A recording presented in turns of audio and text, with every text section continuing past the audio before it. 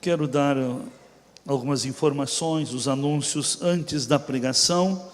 Eu tenho visto muita gente perdendo a bênção.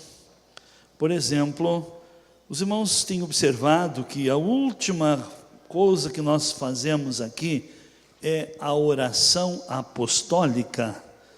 Você deu sentido ou observou a importância da oração apostólica?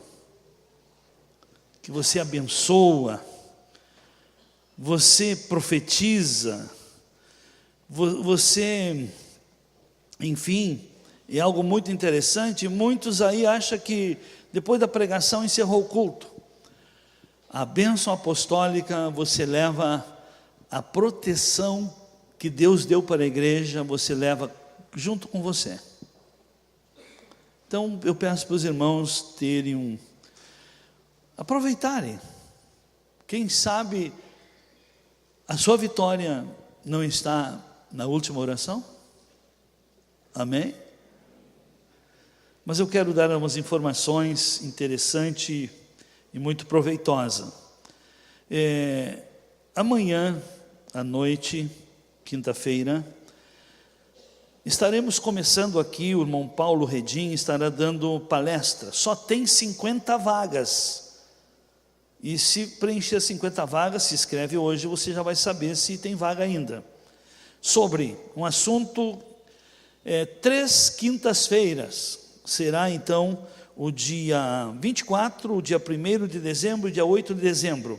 O assunto interessantíssimo sobre empreendedorismo e tendências de mercado de trabalho. Então venha participar, terá um custo social, apenas R$10, 3 palestras, isso é para abençoar sua vida mesmo, mas você terá que se inscrever hoje. Se vier amanhã, se passou dos 50 vai voltar, se sobrou vaga pode participar, mas você se inscrevendo hoje, você vai garantir este expediente. E também amanhã à noite, teremos um rodízio de pastéis aqui, que o curso Amor e Sabor, a turma do curso de Amor e Sabor, estarão fazendo uma demonstração. Então você pode vir também fazer a sua janta aí, terá um custo, e aonde não tem, né? Então de graça nem injeção na testa tem por aí. E também no dia 25, na sexta-feira, o Joad 1, o Júnior 1, quer dizer, estará aqui com uma apresentação, a noite do Oscar. Você pai, você mãe de Joad, venha ver a capacidade, venha ver o potencial que há em seu filho, e ele, com bons líderes, o que ele produz, o que ele aprende, e o que ele faz de bom também. Então aproveite a oportunidade. E o dia 26, às 15 horas, sábado, teremos a cerimônia oficial do Joad. Mais uma cerimônia de formação dos que se prepararam e estarão ingressando. Então muitos não sabem nem o que é o Joad. É um trabalho com juniores e adolescentes de 6 anos e meio a 17 anos. Esse ministério tem esse trabalho desde 1994. Estamos em 8 países. Estamos em 30 e poucas denominações diferentes. Só aqui no Vale tem mais de 1000 Joades. Só na igreja. E no total nós estamos na faixa dos 7.000. Porque o 5.000 foi encerrando 2015. Das formaturas de 2016 não está contabilizado ainda.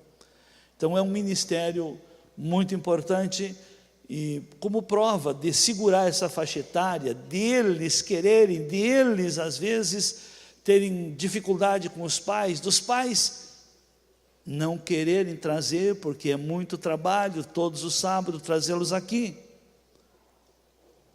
O que você prefere, pai? Trazer seu filho aqui ou visitar na FEBEM daqui uns dias? A escolha é você que faz. Amém? Eu desafio. que quem leva a sério e aproveita o que este ministério oportuniza, nunca terá que buscar seu filho no juizado de menor, no conselho tutelar, ou até mesmo na delegacia depois. Mas tem pais que, eu não precisei disso, eu não tenho que ensinar meus filhos. Em que tempo você viveu? Aonde você viveu? Que educação você recebeu? Você é que escolhe. E não esqueçamos que Deus nos dá os filhos como herança. E os frutos que serão os filhos e o que os filhos darão, se tornarão e se transformarão em galardão. Amém? Levem a sério. E também, se tem algum casal ainda que quer aproveitar o casamento coletivo, que já resolveu a parte civil, então, sábado às 17 horas eu terei uma reunião com todos os casandos. Já venho com os testemunhos para fazer um pequeno ensaio, porque o casamento coletivo será o dia 3. E também o dia 10 teremos o nosso Night Room, que é a nossa corrida em homenagem à Bíblia. Está aí, você pode já se inscrever. Olha, eu estou surpreso como as pessoas lá de fora valorizam e estão valorizando os nossos eventos. Surpreso como as pessoas ali da sociedade, pessoas de um bom nível social, pessoas acadêmicas, empresários, profissionais liberais, estão se inscrevendo, e os nossos crentinhos engomadinhos acham que não precisa. Você é um privilegiado de estar aqui, de ouvir palavra e ter um pastor que o confronta. Observe como é que estão as igrejas por aí, que de vez em quando eu brinco, não é uma crítica destrutiva, mas realmente tem algumas que a imagem que vende não é de igreja, é de igrejola. E aqui você não tem uma igrejola, aqui você tem quase que uma academia, uma faculdade. Os ensinos que você recebe aqui lhe ajudam aonde você for. Aqui não se vende bênção, aqui não se ilude ninguém, se ensina a ser bênção. E aquilo que você aprende a semear é o que você irá. Amém? E também o que eu tenho visto aqui, não estão ainda, não sei se estão deixando para os últimos dias, o Natal solidário. E nesse ano estaremos trabalhando mais com alimento. Então necessitamos de alimento para atender as famílias carentes. E também eu tenho visto aí pouco interesse de irmãos a inscreverem famílias carentes para buscarem a sua cesta e presentes. Então o amor não deve ser só de palavras, mas deve se transformar em fatos, em obras e em verdades. Amém? Então você sabe de uma família que está em necessidade, desempregado, pega uma ficha, inscreve, traga aqui, não faça e não devolva. Escreva e traga aqui para nós no dia estarmos com a parte para essa família já separado. Amém, amados? E em janeiro teremos o Acampa Verão, o dia do dia 20 a 27. Então, se você não colocar no programa o Acampa Verão para o seu filho, vai custar mais caro. Ele vai querer que você leve para a praia. E aí, depois você me conta se é melhor investi-lo num Acampa Verão ou levá-lo para a praia. Amém, amados? A escolha é você que faz. O filho é seu e Deus vai pedir conta dele. Amém? E a vida irá também manifestar que tipo de formação você deu para o seu filho. E estava esquecendo também uma outra coisa interessante aqui. O dia 25, aqui às 20 horas, teremos uma palestra aqui com Irlene Chardong, prevenção para uma vida longa e de qualidade. Como é o Novembro Azul, é para homens esse assunto, viu? Então que os homens se acordem. Eu estava escutando hoje, não é notícia velha, que a cada 3 horas morre no Brasil 2 homens por câncer de próstata. E a cada 3 homens, outra notícia que eu escutei há poucos dias, 2 nunca se preveniu fazendo um exame. Cada 3, 2 não quer nem saber de exame. Então cada 3, 2 não quer saber. Então cada 3 horas 2 morrem por não querer se interessar em se cuidar. E o assunto desse final de semana tem a ver com o homem aí, viu? Então, meus irmãos, aproveitem isso aí. Irmãs, mostre que você é sábia. Cuide bem do que você tem.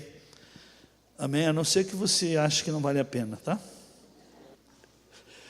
O ingresso para essa palestra será 1 quilo de alimento não perecível. Por que nós fizemos isso? Para você dar valor às coisas. E ensinando a abençoar, você sempre será. Mas aquele que nunca cria o hábito de abençoar, de dar, de pagar o valor, até a sabedoria, nós temos que adquiri-la, pagar o devido preço por ela. Amém? E nós vamos para a palavra. Salmo 11, verso 3. Quando os fundamentos são destruídos, que pode fazer o justo? Em Hebreus 11, 1. Ora, a fé é o firme fundamento das coisas que se esperam e a prova das coisas que não se veem. E o verso 6 diz: ora, sem fé é impossível agradar a Deus, porque é necessário que aquele que se aproxima de Deus creia que Ele existe e que é galardoador dos que o buscam. Os irmãos observaram que, além da fé lhe aproximar de Deus, lhe dar os fundamentos para a vida, ela traz galardão, ela traz recompensas, ela traz, à medida que cada um busca, ela traz os resultados. O Senhor galardoa aqueles que o buscam, aqueles que procuram crer e exercitar. Como é que nós podemos exercitar, ou melhor, fazer prova da palavra, manifestar que cremos? Colocando em prática, seguindo as instruções que Ele dá. E nós temos trazido aqui esses requisitos, e o Senhor nos dá esses fundamentos e galardoa quem constrói a sua vida em cima destes fundamentos. Jesus mesmo disse que aquele que ouve as minhas palavras e as pratica é comparado ao homem prudente que edifica a sua casa sobre a rocha. Então, ouvir a palavra e praticar é construir em cima de fundamentos. E quem tem a sua fé bem fundamentada, vem crise, vem vendavais, vem toda a sorte de problemas, e a pessoa permanece. A pessoa mantém-se em pé, e depois que passa o vendaval, a casa dela, a estrutura dela, a vida dela, os projetos dela permanecem, e ela dá continuidade. Mas quem ouve e não pratica, depois que passa as crises, é só juntar os cacos. É uma situação terrível. Isso nós vemos a nível material, vemos também a nível sociológico e vemos também essas coisas a nível espiritual. Que as pessoas, todos nós somos provados. Diz lá no verso em Salmo 11, 5, ele diz que o Senhor prova o justo e o ímpio. O Senhor põe à prova. As chuvas vêm para bons e maus, os ventos, as tempestades, os terremotos, os maremotos, os tsunamis da vida. Esse tsunami econômico que abateu o país, pegou todos, atingiu todos. Mas o ímpio vai pagar caro por ele. O justo, a hora que a economia se equilibrar, o justo vai florescer como a paineira no Líbano. Amém? E depois que passa essas coisas, aquele que está ajustado à palavra vai começar a dar fruto. Amém, amados?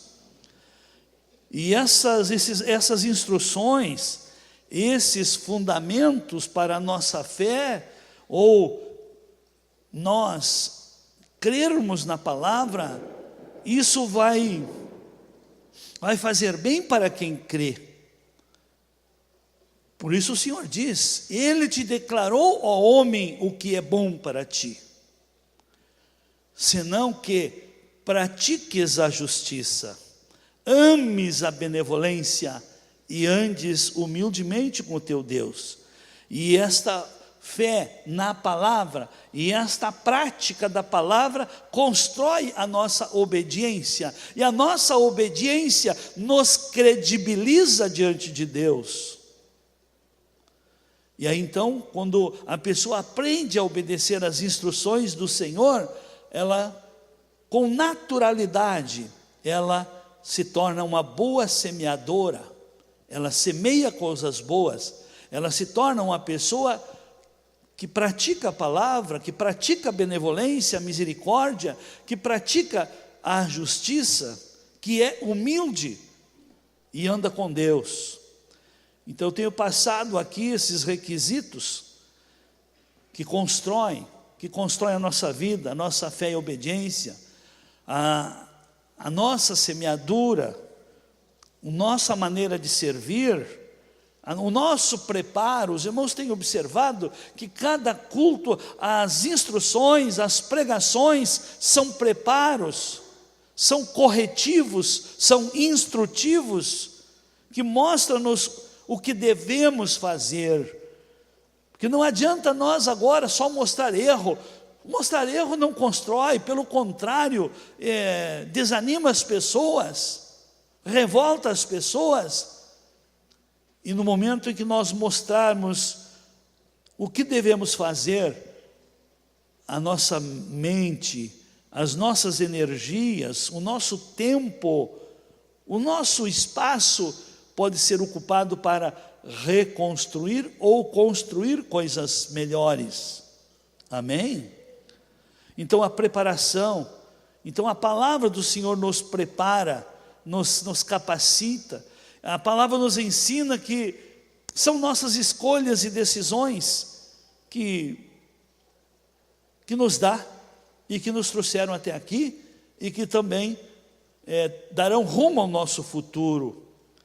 E a lei da perseverança, persistência, porque todos começam, mas nem todos continuam. Todos começam, alguns continuam e a maioria não vai até o fim. Desiste no caminho. E isso é a nível de escola, a nível de profissão, a nível de compromisso, a nível de família, e, enfim, a nível de fé. Pode ver que naquilo que você não dá continuidade, se você não se cuida até mesmo com a sua fé, você vai repetir os mesmos erros que nas outras áreas da vida já cometeu. E não adianta procurar culpado. Nós temos que ver por que nós somos inconstantes. Porque não aprendemos as coisas da maneira certa, ou não aprendemos e não construímos em cima dos fundamentos certos. Eu sei que todos querem serem salvos, e a salvação é de graça. Mesmo sendo de graça, porque o preço foi pago, muitos não conseguem manter-se salvo. Por quê? Porque não querem se ocupar. E uma coisa interessante, amados, eu sei que muitos só consideram a adicção o que é químico, droga, álcool, remédio. A adicção é um vício. E tem pessoas que são viciadas em desleixes, são viciadas na preguiça, são viciadas em desânimos, são viciadas num comportamento, são viciadas numa linguagem negativa, são viciados em coisas negativas que não é química, mas é psicológica. E assim como para a pessoa se libertar ou manter-se limpo de uma libertação química, é só a ocupação, a criação de novos hábitos. E para a pessoa também se libertar de coisas negativas que traz e carrega consigo, é só com uma ocupação sadia, criando e recriando hábitos, novos hábitos, bons hábitos para envolver a vida. E nós podemos, e temos, quero dizer para os irmãos, quando me encontrei com Cristo, que eu descobri o sabor, o poder, o gozo, a alegria da palavra, a sabedoria da palavra, eu comecei a ler a palavra todos os dias, foi isso que me deu crescimento, foi isso que me deu uma mente firme, foi isso que me tornou corajoso, firme e perseverante. Então a palavra é o melhor alimento para o espírito, um espírito que se alimenta todos os dias com a palavra se torna firme, ele não é vulnerável e influenciado pelo mal, mas ele é firme, ele em vez de ser influenciado, ele influencia as pessoas. E uma coisa interessante, um espírito fortalecido com a palavra faz com que você continue aquilo que começou, não desista com facilidade. Um espírito fortalecido pela palavra não se torna negativo, não é um desanimado, mas ele é sempre altruísta. E eu falei na última ministração, no domingo pela manhã, e também falei na quarta-feira retrasada, passada foi o pastor Cássio que ministrou, sobre a lei da direção, esse requisito. Você sabia que você é autor de suas escolhas, você é o autor dos resultados de sua vida, pelas escolhas que faz? Porque é você que escolhe o que quer fazer e escolhe o que não quer fazer. Então é você que dá a direção para você. Você ouve um, ouve outro. Você traz como herança muita informação. O meio sociológico onde você conviveu lhe deu muita informação. Você senta diante da TV e tudo que ouve são informações boas e ruins. Mas quem dá direção para a sua vida é você. Quem dá para a minha sou eu. E eu falei sobre isso. E nós somos responsáveis. Porque o Senhor não toma decisão por... Olha o que ele diz lá em Deuteronômio 11, 26. Olha o que ele diz. Vede que hoje eu ponho diante de vós o que mesmo? É Ele que põe. Ah, mas Deus põe a maldição. Ele põe adiante, Ele não põe dentro de você. Deus não põe dentro de você nem a bênção nem a maldição. Ele põe diante de você. Amém? Diante dos seus olhos.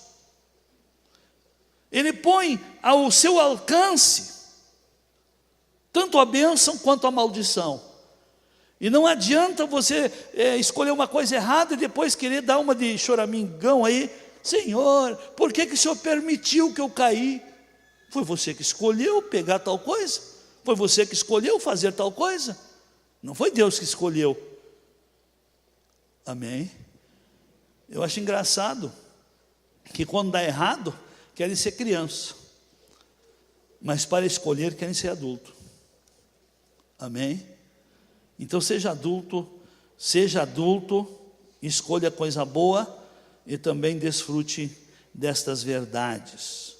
E eu quero falar hoje sobre este requisito importantíssimo, a lei da eficiência.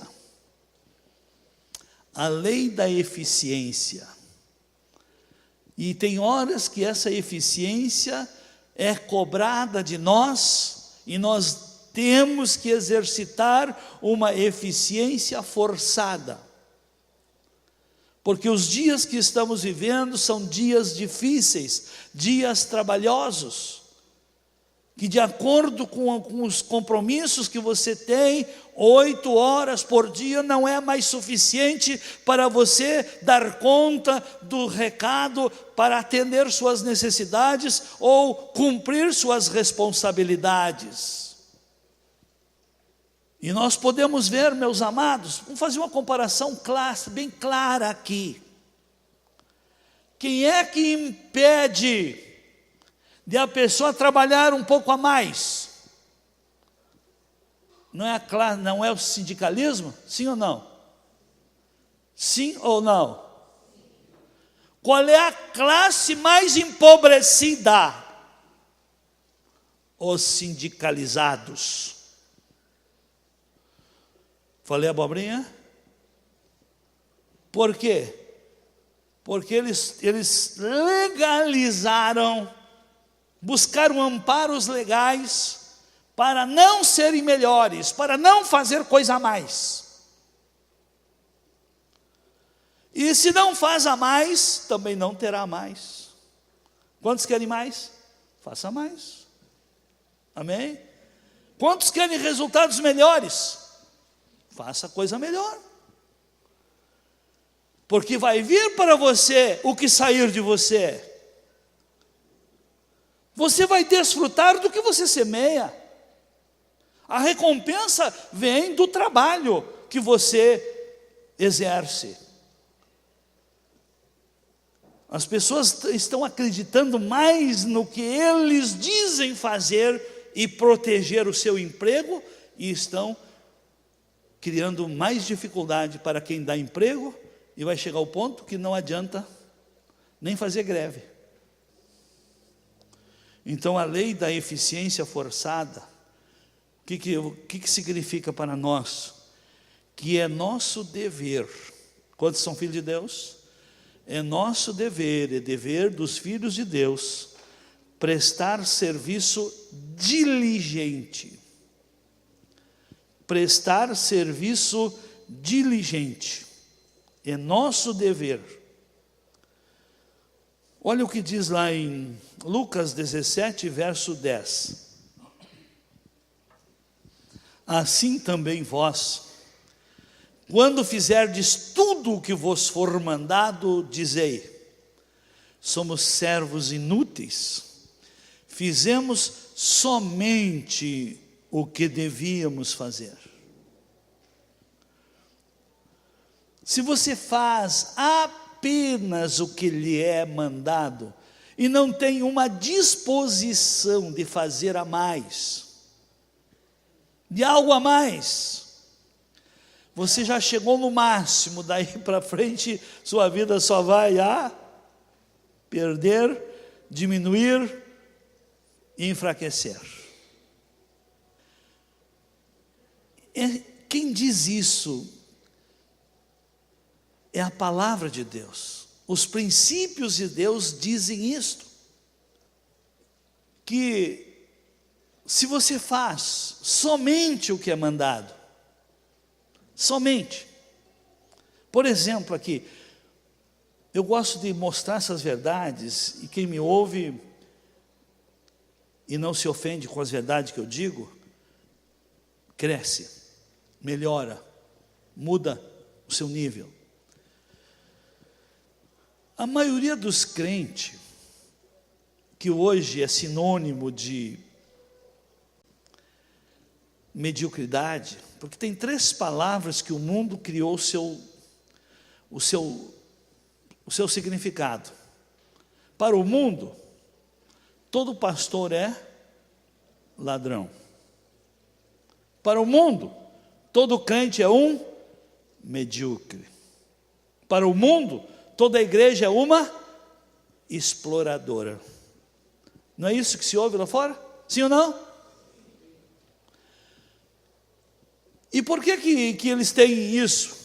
Inventaram uma mentira? Não, isso é uma verdade. Porque diz que toda besteira tem um fundo de verdade. Então tem muito pastor que realmente está tirando proveito da boa fé dos irmãos. Tem muita igreja que só pensa em tirar o dinheiro do povo, que até fazem fogueira. E tem muito crente medíocre mesmo. Pode ver que tem muitos aí, mas agora eu só quero tratar um pouquinho da mediocridade dos crentes. O crente medíocre, por que ele é medíocre? Por que ele não sai da mesmice? Por que, olha, o crente, e dessas igrejas aí que não querem o ensino da palavra, mais de 50% está na Bolsa Família. Não era para estar, não devia estar. Se nós somos filhos do rei, do dono de tudo, por que vamos depender? Não importa como a gente chega, mas o nível tem que ser mudado, o crescimento tem que acontecer. Mas por que muitos crentes estão num nível de mediocridade, um nível bem abaixo, estão abaixo do nível? Porque não querem o ensino. E quem não quer o ensino, que não gosta de aprender, ele só se preocupa em não pecar, mas não se preocupa em melhor servir. O que faz a diferença, o que produz em nós o crescimento, não é o que vem para nós, é o que sai de nós. Amém? O que faz, não é o que eu recebo de bênção, de uma bolsa, de um salário de desemprego, de uma benesse aí, de um favor que vem de outro. Isso tem um perigo, porque isso veio como semente, e se não sair de mim como semente também, vai morrer em mim, e vai me deixar numa situação bem desconfortável. Amém? Então o crente que aprende e não ensina, ele está comendo a semente. O crente que é abençoado e não abençoa, ele está comendo a semente. O crente que ganhou algo para fazer, só faz aquilo, comeu a semente. Mas se ele faz a mais, o que ele fez a mais é semente, a mais que ele plantou, e quem planta mais, colhe mais. Como que a sua vida vai melhorar se você faz somente o que lhe é pedido, ou o que é o seu dever? E o pior não é isso. Pior que mais de 50% não faz o que é pedido, faz ainda menos do que é pedido. Amém? Por exemplo, quantos aqui trabalham, não precisa manifestar, deixa eu colocar, só porque eu conheço isso aí tudo. Quantas horas se trabalha no dia? Cronometre a sua hora, para ver se é a mesma hora que você foi contratado a trabalhar. Para você ver quanta cera e quanto só vai se mover para se usar o uniforme, botar o uniforme depois que dá hora. E quando encerra o expediente, já está até sem uniforme e até lavadinho para ir embora. Não é verdade? Agora eu pergunto, a pessoa que toca a vida dessa maneira, O que espera? Que a vida lhe retribua? Sim, a vida vai lhe retribuir. Uma escassez cada vez maior. Uma dificuldade cada vez maior. Porque você faz apenas, e ainda fazendo de conta. Faz de conta que faz. Então não adianta eu pregar que Jesus salva, Jesus liberta, Jesus cura, Jesus abençoa. Vem aqui que eu vou ungir tuas mãos para você ser próspero. E o Senhor já deu que a tua prosperidade é resultado do teu trabalho e você não tem disposição para trabalhar. Provérbios, capítulo 10, verso 4. Olha aí. O que trabalha com mão remissa, mão preguiçosa, mão frouxa. O que trabalha com mão remissa empobrece, mas a mão do diligente, a mão do determinado, a mão que trabalha com vontade, disposição, enriquece. A mesma palavra que diz que tudo é possível ao que crê, está dizendo, a mesma palavra, o mesmo Deus que deu a mesma palavra, está dizendo que na tua mão está a riqueza ou há, de acordo com como você usa ela. Assim, se a sua fé é fraca, não opera. Assim, se sua mão é mole, também não produz. Amém, amados? Nós temos que entender que a palavra, esse livro aqui, tem um só autor. Que aquilo que ele diz, com respeito à cura, você crendo, você é curado. Aquilo que esse livro diz, com respeito à libertação, você crê, você liberta e é libertado. Aquilo que a Bíblia diz com respeito à vida material, você colocando em prática, a coisa também funciona. Amém? Essa palavra diz que é abençoando que somos, e quem amaldiçoa será? Se funciona a bênção, funciona a maldição. Se funciona a riqueza, funciona a pobreza.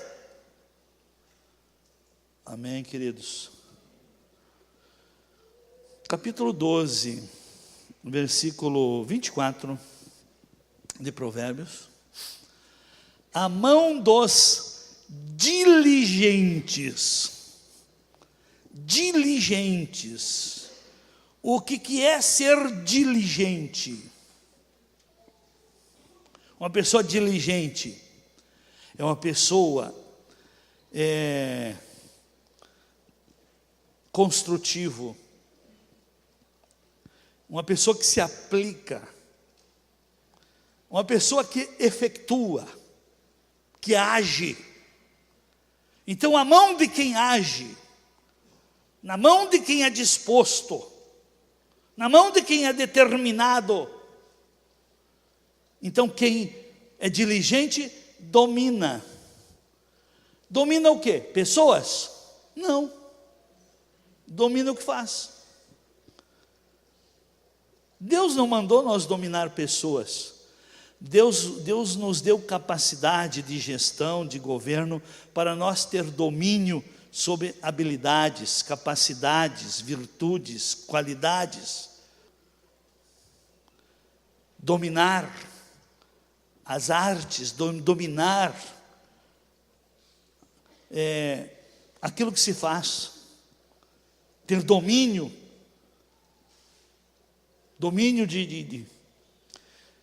de cálculo, domínio de habilidade de trabalho.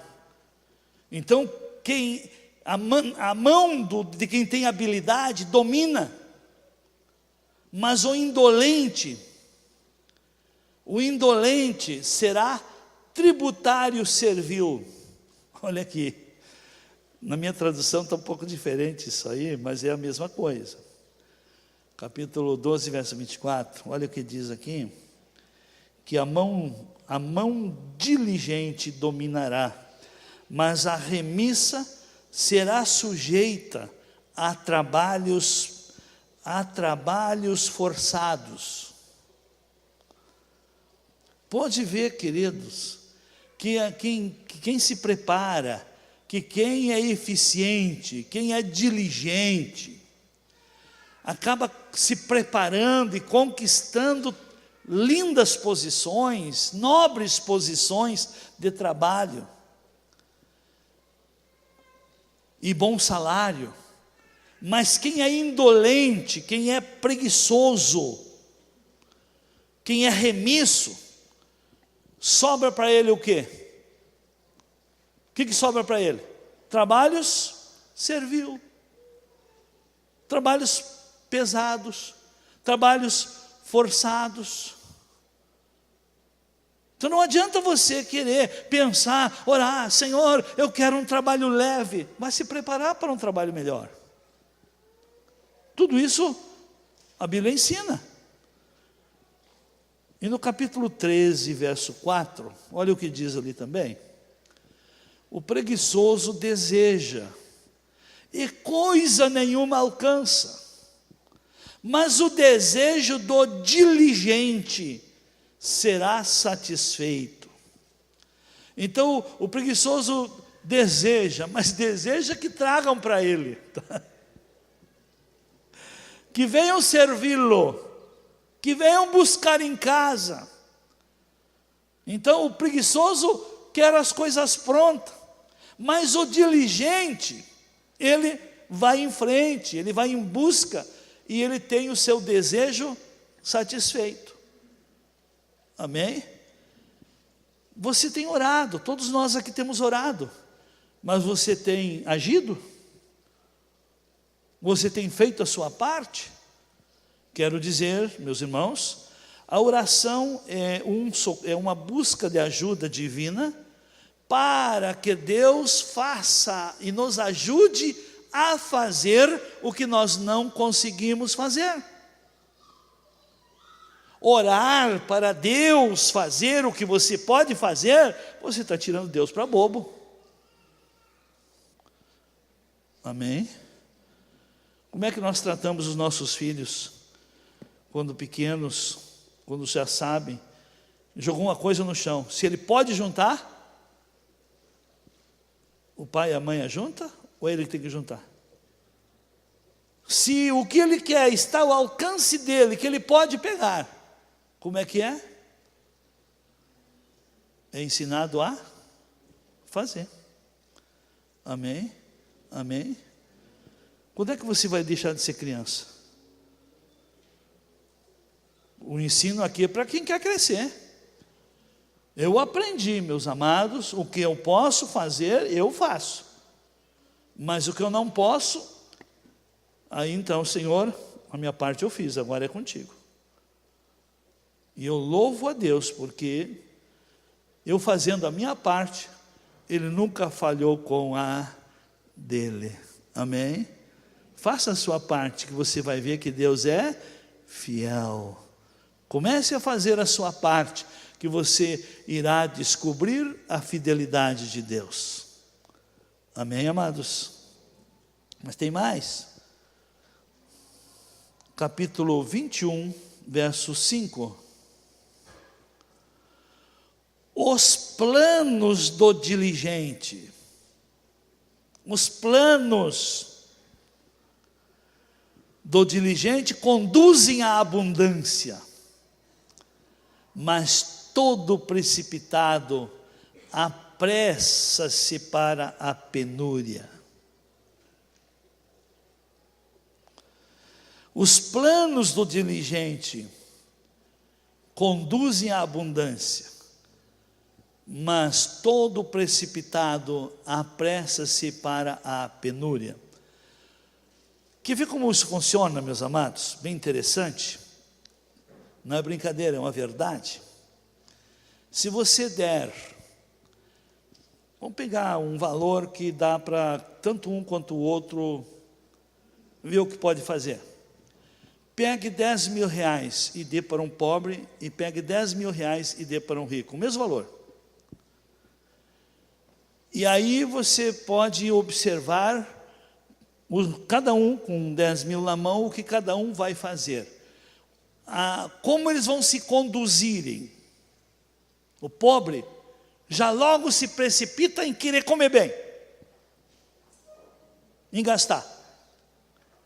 O rico, ele pensa no futuro, que aqueles 10 produzam abundância, produzam mais. Não é assim? Sim ou não? Quando o pobre põe a mão no dinheiro, ele já logo pensa em gastar. O rico pensa em investir. E é o mesmo valor, pode dar para cada um o mesmo valor. É a maneira que cada um age. Por exemplo, o trabalho. Você dá o mesmo trabalho para uma pessoa que tem uma mente rica, ela trabalha com uma disposição. E você dá aquele mesmo trabalho para quem tem a mente pobre, ele trabalha com preguiça. Conta-se uma história, que estavam 3 pessoas fazendo uma obra, iniciando uma obra. E como estavam recém fazendo as escavações para o alinhamento, chegou alguém: o que vocês estão fazendo aí? Chegou num: o que você está fazendo? Eu estou aqui abrindo esse valo aí. Não sabia nem o que estava fazendo. Aliás, não se interessou pelo que estava fazendo, não valorizou o que estava fazendo. Porque quem não valoriza o que faz, não sabe nem o nome do que está fazendo, viu? Aí chegaram no segundo: o que você está fazendo? Eu estou ajudando o meu chefe aí. Já tinham sentido um pouquinho melhor. Aí chegaram no terceiro: o que você está fazendo? Eu estou dando início a uma grande obra. Aqui será levantada uma grande catedral. Amém? Dos 3, quem é que tem a bênção de Deus? Quem sabe o que está construindo. Quantos querem ter a bênção de Deus? Procure dar sentido ao que você está construindo. Procure dar valor ao que você está fazendo. É isso que irá construir a sua vida. É isso que estará lhe projetando e lhe capacitando para um futuro melhor. Mas enquanto você vive sem dar sentido, gasta seu tempo como se não valesse nada, ande com alguém sem saber se tem proveito, o que você espera da vida? Cada um constrói a vida que tem. Sim ou não? E não adianta procurar culpado. E não adianta, quando tudo deu errado, querer reclamar: Deus, por que o Senhor me trouxe a esse mundo? Eu não pedi para nascer. E ainda querem culpar Deus por ter nascido. Que Deus tenha de nós. Mas tem mais coisa aí. Vamos para 1 Timóteo, capítulo 4, versículo 14 e 15. Olha o que diz aqui: não negligencies a tua capacidade. Não negligencies o dom que há em ti. O que é o dom? Uma capacidade dada por Deus. Não negligencie, não desvalorize, não subestime a capacidade que você tem. Não negligencies o dom que há em ti, o qual te foi dado por profecia, com a imposição das mãos do presbitério. Aqui Paulo está falando a Timóteo, mas essa palavra serve para todos nós. Ocupa-te destas coisas, dedica-te inteiramente a elas, para que o teu progresso seja manifesto a todos. Então seja diligente, seja dedicado, seja eficiente. cumpra a sua parte, que o teu progresso se tornará conhecido de todos. Então, meus queridos, este requisito, a lei da eficiência, de fazer a mais, nós temos muitos exemplos, muitos exemplos. Nós temos que ver, amados, a vida, o testemunho de José. José foi comprado como escravo. Naquele tempo não tinha luz elétrica nem água encanada. Então qual é que era o trabalho principal de um escravo da casa? Manter abastecido os depósitos de água e a lenha. Não tinha gás naquele tempo, era tudo à base da lenha. Mas como, com certeza, a eficiência, a diligência de José, o seu senhor Potifar foi vendo que ele cumpria aquela tarefa e sobrava tempo, e fazia coisas que ele via os outros fazer, e ele foi conquistando espaço. A diligência dele foi criando a promoção dele, e ele se tornou o mordomo, se tornou o administrador de todos os bens daquele homem. Então a pessoa ser diligente, ser determinada, ser eficiente no que faz, e fazendo sempre a mais, ela conquista o espaço. E eu quero dizer para todos, não é o local que impede de você ser diligente, não é a sua condição social que venha não lhe dar condições. Engano. Tem muita gente que se esconde atrás de uma capa de problemas sociais ou de problemas familiares. É engano. José já era eficiente em meio aos desleixos de seus próprios irmãos, em meio aos ciúmes e inveja de seus irmãos. Ele se superou, a sua eficiência conquistou mais credibilidade diante de seu pai. E José depois, lá no Egito, conquistou a grandeza pela maneira que ele serviu, que causou ciúme, e por ele não ceder ao pecado, ele foi parar na prisão. Mas lá na prisão também tinha espaço e condições para ser eficiente, para ser diligente, para ser solução. Então não importa o lugar onde você estiver, você pode sim, valorizando o dom que está dentro de você, a capacidade que está dentro de você, está ali, tudo dentro de você, é a sua diligência, determinação que tira para fora. Amém? É o que Deus colocou, e você tirar o máximo daquilo que Deus deu para você, não do que o sistema ali vende para você ou impõe a você. E ele lá na prisão, ele conquistou a credibilidade e assumiu o governo lá dentro. E ele começou a atender também às necessidades espirituais de seus colegas de prisão. E necessidades espirituais estão em todos os níveis. Está dentro do presídio, mas também está no palácio.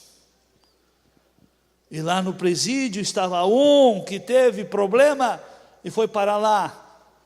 E teve sonhos dados por Deus e não tinha quem o interpretasse. E José o interpretou. E ele foi liberto, ele voltou a servir.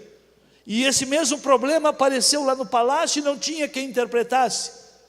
E aquele copeiro se lembrou que lá no presídio, lá estava um homem que interpretava, lá estava uma pessoa diligente, uma pessoa eficaz. E o rei mandou chamar.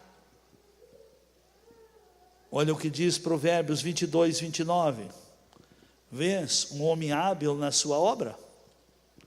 Vês um homem hábil na sua obra? Esse perante reis assistirá, e não assistirá perante homens obscuros. Mas por que ele mudou o nível dele? Porque mesmo lá numa situação até que ele não merecia estar lá, mas mesmo sem merecer, ele procurou fazer o que sabia e fazer bem feito o que sabia fazer. Se você fizer bem feito o que sabe fazer, fizer com eficácia, fizer com diligência, fizer com mãos determinadas, se você banir de você a preguiça e deixar de ser remisso, com certeza suas obras estarão indo adiante de você e estarão promovendo sua vida. Amém? Isso eu digo para todos, a nível material, a nível social e a nível espiritual. Tudo que sair de bom de você em qualquer dessas áreas estará abrindo porta para você. Amém? Então esse é um requisito para você. Deus requer, mas é para o seu bem. Deus requer a nossa diligência, que nós sejamos melhores, porque Ele vai cumprir o que a nosso respeito Ele já determinou. Que Ele diz, o que você semear é você que irá colher. Semeie o bem, que o bem será seu. Ouvimos o que a Bíblia diz com respeito a ser dedicado, ser diligente, ser servidor, ser eficaz, ser virtuoso. Isso são sementes que Deus dá e que vai colher quem semear. Quero dizer para todos, não pense que o seu problema seja somente espiritual. O seu problema às vezes é patológico, às vezes é psicológico, às vezes é sociológico. Amém? Por isso que a palavra é lâmpada para os pés e luz para os caminhos. Então, diante dessa verdade, será que você não identificou que a consequência que vive foi falta de diligência, foi falta de disposição para trabalhar, disposição para ser melhor, disposição para prosseguir, para querer, porque um simples desejo sem ação só constrói pobreza, mas um bom desejo com ação constrói riqueza. Amém? Desejo sem ação constrói pobreza, mas desejo com ação constrói riqueza. Amém? Peça graça. Não pense que a carne concorde com o que eu estou falando. Não pense que a alma subdesenvolvida concorde com o que eu estou falando. Por exemplo, a alma é como a criança. A criança gosta de trabalhar? Não. Tem que ser insistida pelos pais, até elas aprenderem, até elas provarem que o resultado do trabalho é bom. Não é verdade? Eu não gosto de trabalhar, mas o resultado que o trabalho me dá, me faz eu trabalhar mais ainda. Amém? O trabalho é uma bênção, que pelo trabalho, é eu que crio o limite, o mais ou menos, ou muito ou pouco. A minha obediência no servir, quanto mais eu sirvo, mais eu sou abençoado. Põe a mão no seu coração. Pai, muito obrigado. Obrigado, Paizinho, pela maneira prática e clara que o Senhor falou conosco.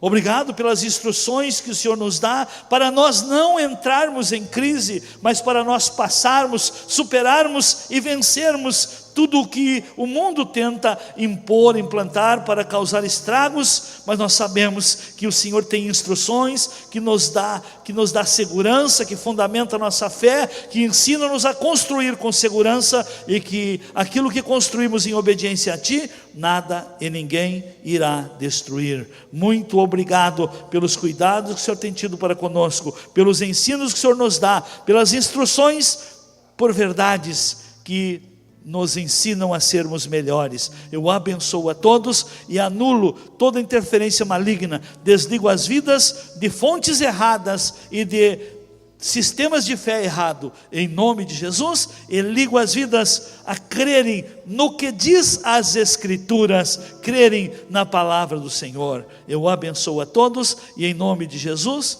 peço-te essas bênçãos. Amém.